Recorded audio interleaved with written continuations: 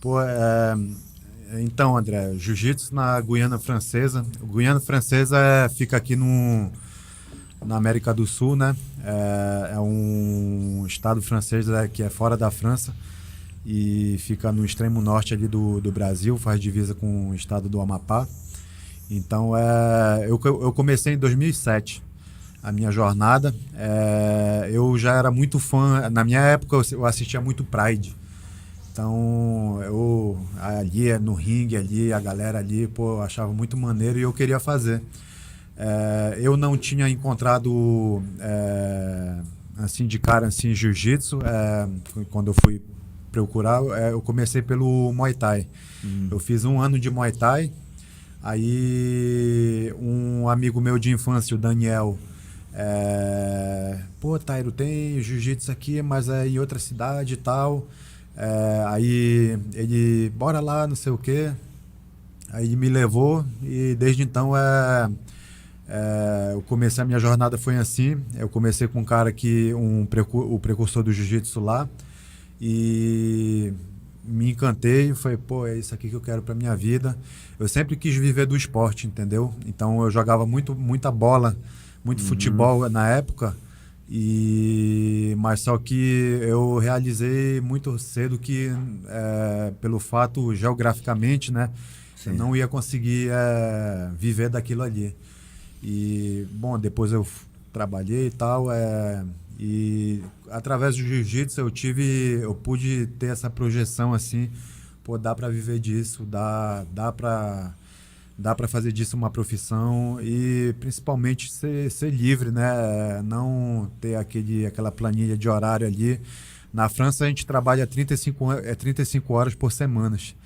Então são horários de escritório, né? Uhum. Então tipo, chega 8 horas, sai meio-dia, volta 2 da tarde, sai 4h30, 5 horas. Então o francês em si mesmo é essa rotina de trabalho dele, entendeu? Sim. E eu sinceramente tentei, mas eu vi que aquilo ali não era para mim. É, aquela forma ali de organização, né, de profissão. Sim. E eu trabalhei, fiz muito, tentei muitos trabalhos ali em várias áreas.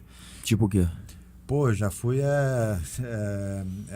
motorista de ônibus escolar, eu já fui barman, eu já fui segurança, já trabalhei, como é que fala, distribuindo panfleto de publicidade, já fiz várias coisas mesmo. Aí, quando eu peguei a minha faixa roxa, eu passei um diploma de educador físico e foi assim que eu comecei a trabalhar com jiu-jitsu. Legal.